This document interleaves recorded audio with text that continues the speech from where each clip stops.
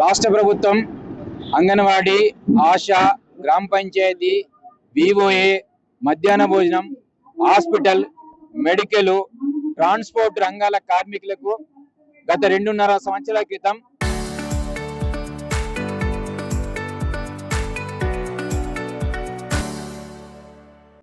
ఈ కార్మికులు అనేక రకాల సేవలు చేస్తా ఉన్నారు. కష్టపడి పనిచేస్తున్న వేతనాలు గత ప్రభుత్వం పట్టించుకోలేదు.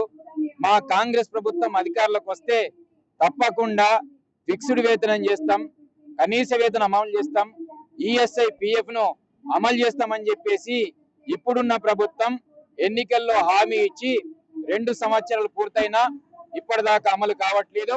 అందుకే రాష్ట్ర వ్యాప్తంగా ఉన్న రంగాల కార్మికులకు మీరు ఏదైతే ఎన్నికల సందర్భంగా హామీ ఇచ్చారో ఆ హామీని రేపు 16వ తారీఖు నాడు జరిగే అసెంబ్లీ సమావేశాల్లో చర్చించాలి, పెరుగుతున్న ధరలకు అనుగుణంగా వేతనం ఇవ్వాలని చెప్పేసి ఈరోజు సంగారెడ్డి జిల్లాలో సిఐటి ఆధ్వర్యంలో ఎర్రటెండలో ఇవాళ ధర్నా కార్యక్రమం చేస్తా ఉన్నాం.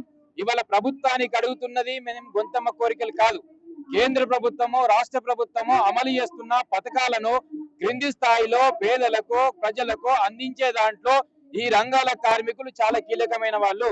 గత 20-30 సంవత్సరాల నుంచి పనిచేస్తున్నా కనీస వేతనం లేదు, ఈఎస్ఐ పిఎఫ్ లేదు, ఉద్యోగ భద్రత లేదు, రిటైర్మెంట్ బెనిఫిట్ లేదు, చనిపోతే పట్టించుకునే పరిస్థితి లేదు, ప్రమాదాలు జరిగితే పట్టించుకునే పరిస్థితి లేదు. అందుకే గత 10 సంవత్సరాలు బీజేపీ ప్రభుత్వం పట్టించుకోలేదు, కేంద్రంలో రాష్ట్రంలో టిఆర్ఎస్ ప్రభుత్వం పట్టించుకోలేదు. మేము మీ వెంట ఉంటాం, మీ వేతనాలు పెంచుతామని చెప్పేసి 2023 సెప్టెంబర్ మాసంలో సిఐటి ఆధ్వర్యంలో సమ్మె జరిగితే ఈ కాంగ్రెస్ నాయకులు వచ్చి టెంట్ల దగ్గరికి వచ్చి మీ వేతనాలు ఫిక్స్డ్ 18,000 చేస్తాం, కనీస వేతనం 26,000 చేస్తామని చెప్పి 2 సంవత్సరాలు అయింది. ఎందుకు చర్చించట్లేదు, ఎందుకు మాట్లాడట్లేదు అంటే కార్మికులు అంటే అంత అలసన, కార్మికులు అంటే పట్టించుకోరా. ఈ రోజు గ్రామాలలో పనిచేస్తుంది కార్మికులు, ఇవాళ గర్భిణీ స్త్రీల కోసం హాస్పిటల్ తీసుకుపోతుంది కార్మికులు, ఇవాళ హాస్పిటల్లో పనిచేస్తుంది కార్మికులు, గ్రామాల్లో అద్దంలాగా తయారు చేస్తూ మురికి కాలువలు తీస్తున్నది కార్మికులు. మరి వాళ్ళ వేతనాలు అడుగుతున్నాం కదా, వాళ్ళకి సౌకర్యాలు కల్పించాలని అడుగుతున్నాం కదా. అందుకే కనీస వేతనం ఇచ్చేదాకా ఒకవేళ ఈ 16వ తారీఖు నాడు జరిగే అసెంబ్లీ సమావేశాల్లో 119 మంది ఎమ్మెల్యేలు ఉన్నారు. ఈ రాష్ట్రంలో 5 లక్షల మంది కార్మికులు ఉన్నారు. మీకు అందరికి ఓట్లేసిరు, మీకు ఓట్లేస్తే మా బతుకులు మారుతాయని చెప్పిర్రు. ఇప్పుడు బతుకులు మార్చకుండా ఓట్ల గురించి ఇవాళ వేతనాల గురించి చర్చించకుండా అసెంబ్లీలో మాట్లాడితే సరైంది కాదు. 16వ తారీఖు నాడు జరిగే అసెంబ్లీ సమావేశాల్లో మొదటి రోజే కార్మికుల మీద చర్చించాలి, వేతనాలు పెంచుతామని చెప్పేసి హామీంచాలి.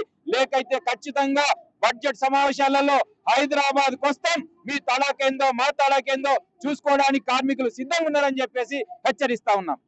చరిత్ర సృష్టించినోడు ఇప్పుడు ఆ చరిత్రని తిరగరాయబోతున్నాడు. అబద్ధాల గోడల్ని బద్దలు కొట్టి నిజాలను రాగా మీ ముందుంచబోతున్నాడు.